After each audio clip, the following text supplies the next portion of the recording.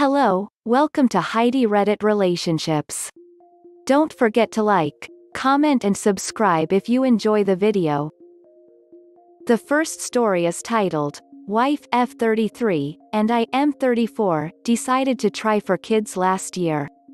Found out I'm completely infertile without surgery. 5 months later she got pregnant. I literally do not know what to do. My wife and I have been married for 3 years, together for 6. She's always been one of the most amazing people I've ever met. No huge fights, love languages match up, and we're both fairly active people, which has been why we've always had a really strong relationship for so long. That's why this is so difficult for me. We've both been doing pretty well in our careers the last few years. She's in marketing and I work independently as an IT consultant, allowing me to set my own hours and be pretty flexible. We decided last year that we wanted to start a family, her most likely keeping her job full-time and me scaling back to part-time. We've both been anxious but pretty excited to have our own kids. Long story short, I was diagnosed with azoospermia last December. Blockage in the pipes just meant I wasn't actually producing any sperm when ejaculating. It's curable with surgery thankfully, and we finally got it scheduled this July. She's got a high intercourse drive as do I, so we've still been very sexually active, but there should have been no way I could have gotten her pregnant. She missed her period this week. I couldn't imagine that she might actually be pregnant, right? The babies are bottled in until they get the blockage out. She took 3 tests though, and sure enough they're all positive. At first I was stunned, because this shouldn't be possible. She's never been unfaithful to me in the past and never given me a reason not to trust her. I'm not the jealous type, but I'm literally stuck. The doctors said this couldn't happen.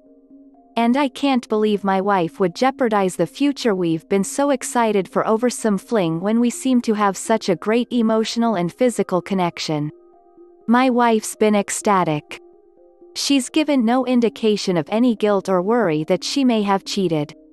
She was so excited when she first found out that I didn't express my worries then. But she left for work and now I feel completely torn. What if she did cheat? Looking back now there's a few tiny things that didn't seem to be an issue but now have me racking my brain for clues. Her job often has her taking clients out for dinner and it's not uncommon for her to get back later in the evening. She definitely had a busy last few months, but that's not uncommon for her job. She always wears one of the same 2 perfumes, but she came back one night smelling completely different. I remember seeing a text message on her lock screen of just a winky face, a different time, but assumed it was one of her girlfriends. Fuck man, I don't know what to do. I set up an appointment on Monday to see if there's any chance it could be mine.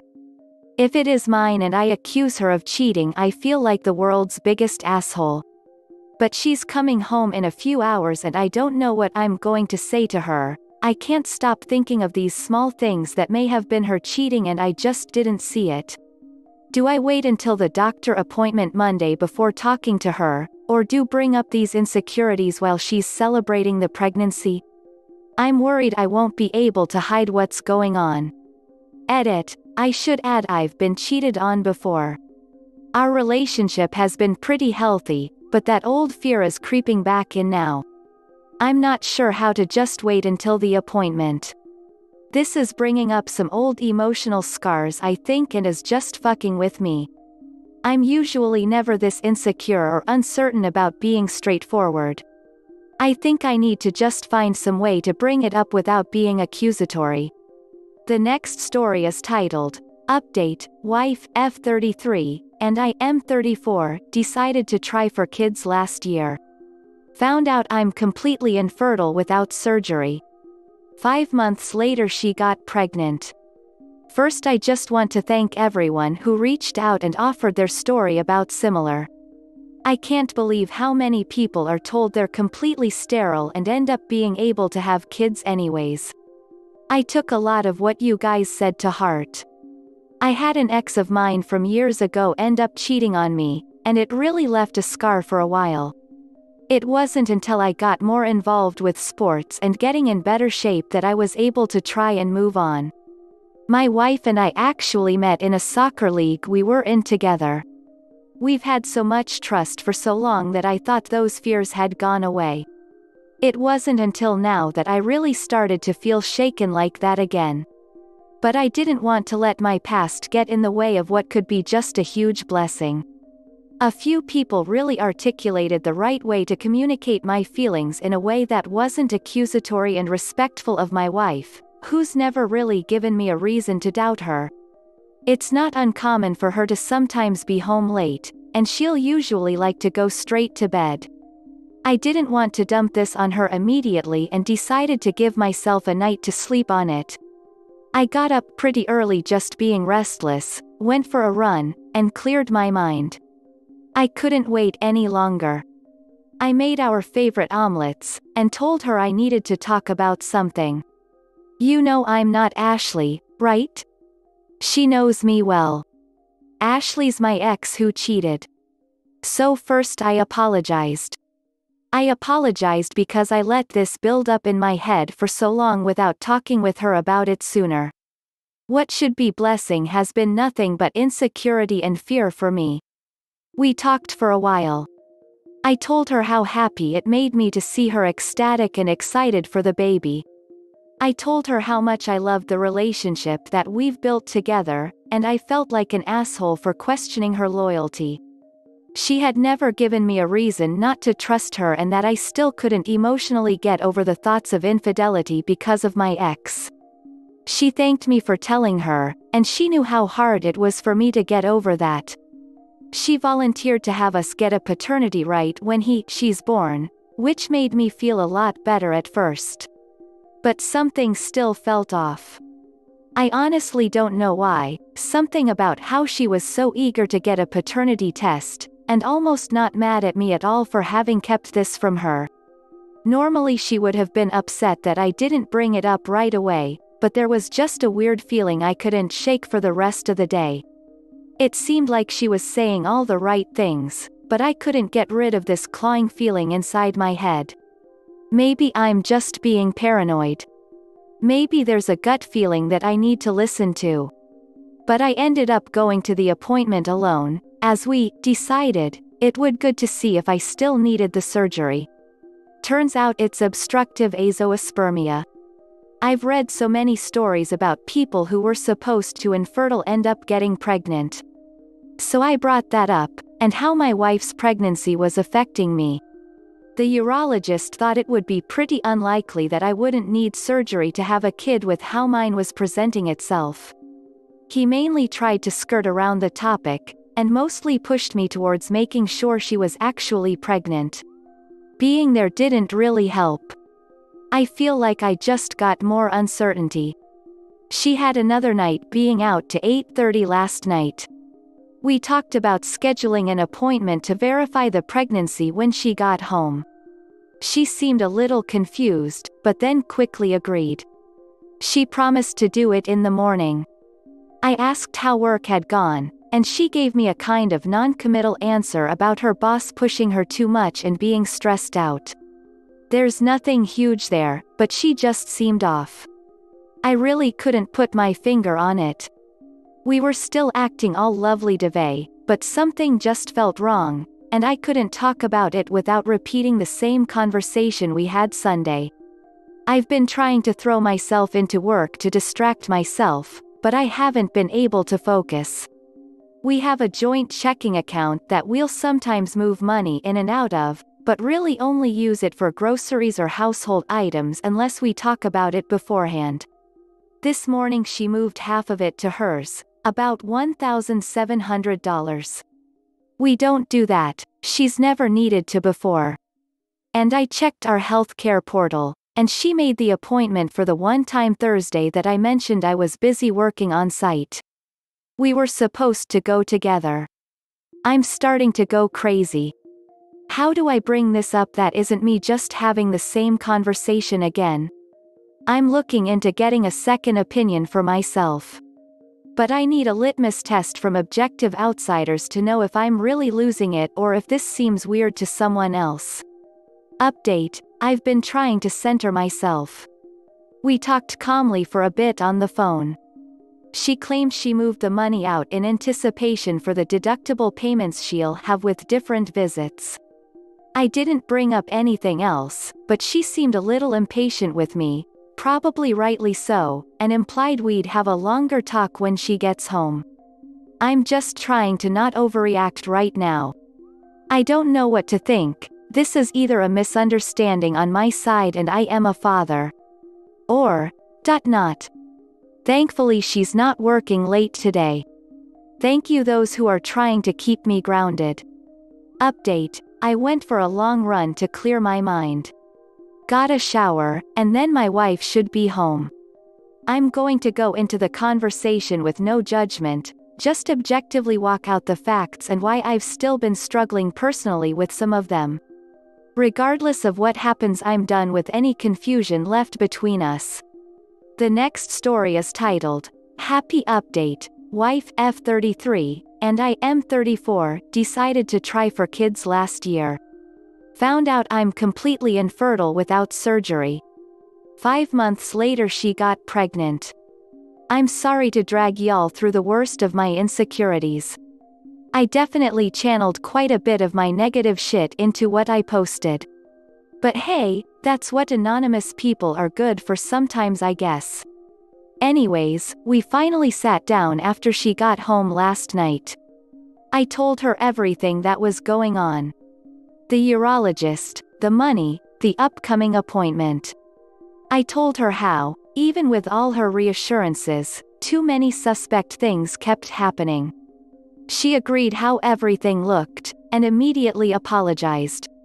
She didn't realize how much my last ex's cheating was still affecting me. She knew I was off going into the weekend, but thought we addressed that. We talked about it Sunday, but I can get pretty internal with all these worries and not show them outwardly. And so while she had thought we were communicating, I wasn't. We decided to start from the beginning and go through everything together. The money was the real problem for me. She agreed how inconsiderate it was with where my head was at to do that without mentioning it. Apparently the prenatal visits are so structured that they want you to set up a payment plan with them right away, and she wanted to make sure it was squared away to keep the appointment. She offered without me prompting to call them with me tomorrow to verify that, or if I really wanted we could move the money back. She does get better rewards out of hers, so it kind of made sense. We read up on obstructive azoospermia, and it doesn't seem like they're often invincible force fields. It seems like only the actual absence of the vas deferens (CBAVD) actually guarantees complete infertility, so it is possible for some to get through. We're going to go back to the original specialist I was working with last year and hopefully get a clearer picture. It turns out the appointment she made was the only time they had available so soon, and figured it'd be best not to wait. I told her I took off work to go with, and she was relieved I could join. Once again, she said all the right things and seems genuine about getting us on the same page. After going through each thing, I was just wishing I believed her a little more before. She's stressed out with work and when she'll have to take off, but she really seemed to want to go out of her way to alleviate my concerns. She even offered an open phone policy if I needed. We did look at the text I had seen, and it was just a girlfriend. I declined though right now, since I don't want to be that husband. This has really made me take a deeper look at what's in my past and how that still affects me today. Even thinking back to this weekend, it was so hard to see in the moment how much all the uncertainty was affecting me. That level of anxiety literally makes you question what around you is real. I think the trust but verify is the best way to put it. I was just trying to verify without any of the trust is all. This has all put a strain on our marriage right now, but I'm feeling a bit more like we're a team again working towards easing that. She thought that a nip ASAP was a great idea, as long as we also get some kind of counseling together. I'm not big on therapy, but I can probably agree that it will most likely help. I'm feeling a little better about everything. Thanks again to everyone who reached out and shared their own story. Every other comment here I read was a story of a family member who was supposed to be barren and ended up popping out triplets, and most of all those who helped me try to communicate fairly through all of this. It's time for me to hopefully be a father. Update: the paternity test came back initially positive for anyone that's going to see this. The next story is titled, My 21F sister, 17, broke lockdown, cheated on her boyfriend, 25, and told everyone he was abusive and slept with me. Back in January we found out my sister was seeing someone and he became homeless, I don't know the circumstances around that, and unemployed. She offered him a place to stay for a few days, weeks until he can get a job nearby and into some housing. Fast forward a few weeks and he had basically moved in. My parents did allow it. He's become my family, although I still don't fully like him. Age gap and moving in while I was away. He's been very good to my sister and we thought had made her grow up a lot. My sister has a lot of issues. She has anger issues and she's very manipulative. We warned him that she was like this, and that she rejected any help offered to her. But over the age of 16 there isn't much my parents can force. So fast forward to this week. My country is in a minor lockdown, so I'm away from boyfriend for the next 3 weeks and stuck at home as we are not allowed to see other households outside our bubble, which is my older sister and her friend staying with her due to a divorce and her trying to get a house. I know it's messy, but Lord, it's been a long year. Yesterday her boyfriend went to work and she went out with him to get some lunch. She hadn't been back, which isn't unusual as she'll sit in the car on her phone all day if she doesn't have college, so we didn't think anything of it. 9 p.m. rolls around and she says they're on a break, that he says she's too bitchy to everyone and really awful and mean and manipulative, to which I said yes she is, and if she doesn't grow up and work on that she's going to lose him. She smiled, said I know, and said she was staying at a friend's tonight to give him some space and will be back tomorrow, and that she phoned his mum. He gets back from work at about 10:30, finds her not home, and can't get through to her. He spoke to his mum and is staying with her for a few days until his next shift, 45-minute drive. His work is a 8-minute walk from mine. My older brother managed to get a hold of her and the truth came out from the bloke she's staying with. She's cheating on her boyfriend with a guy who just in the last 3 months knocked another 17-year-old up, even though he has a wife and kid too. She's been telling people at college that he beats her and doesn't let her see any friends, and 3. that she's been kicked out because he slept with me, and that I cheated on my boyfriend of 7+ years. Now we're all livid. This guy shouldn't have gotten involved with a, at the time, 16-year-old, but holy shit, he doesn't deserve that. He doesn't know she cheated yet, but I'm pretty sure he suspects it. He doesn't have anywhere else to live, and my sister only cares about herself. We've tried talking, getting her a therapist, going through the police due to a previous truancy and involvement in what is known as county lines. She was with another older guy for 3 days hours away without telling us, who was involved in drugs and prostitution. Now we're not sure what to do. If we kick her out she has nowhere to live, but by fucking God she deserves it. We can't just kick him out cause of her, that's unfair on him. Has anyone got any advice as to where we can go about it?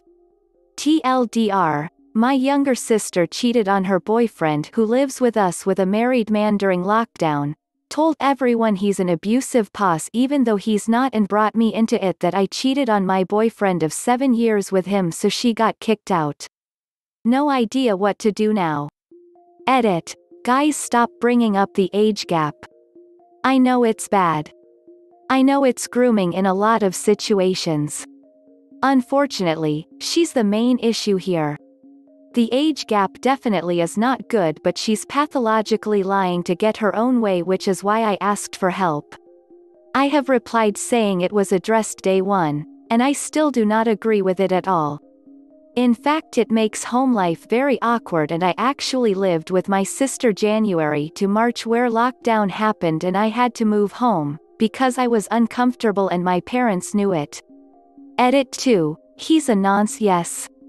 As I have said, I am not okay with it. I left home as best I could cause of it and cannot leave this situation I am uncomfortable with.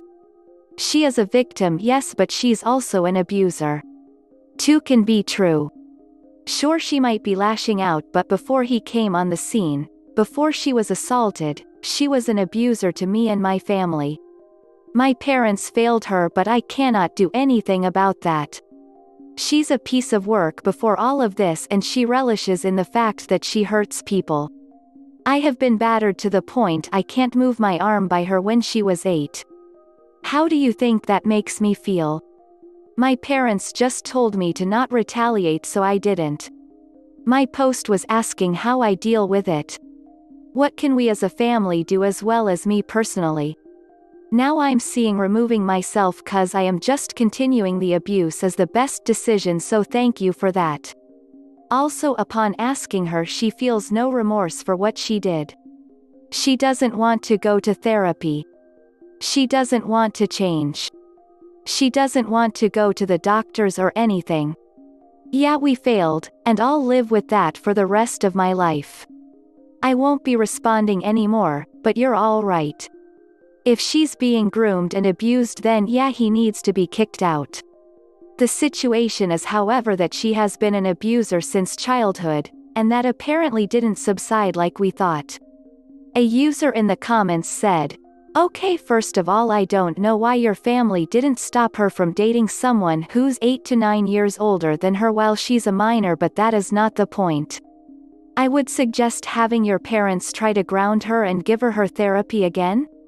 I don't know, seems you're in a tough spot, kind of, your parents' place to figure out what to do, but I'm sure they're lost in what to do because she is 17, and if this is something that stems from her when she was younger and now she's older and doesn't want to try therapy again, maybe sit down and talk with her and ask her why she is doing these things. Sometimes kids deal with things by lashing out, and she went and cheated and lied, maybe because something is going on." The next story is titled, "My 29F husband, 32M, became obsessed with Napoleon, and I worry about his mental health." I want to begin with saying that he did not show any signs of obsession or a similar behavior before, or at least I did not see it during our marriage of 2 years plus a relationship of 3 years before. He could be too blunt or lack subtlety sometimes, but was generally a very logical man with sound judgment. That was until about 6 to 7 months ago when I found him watching something on his PC.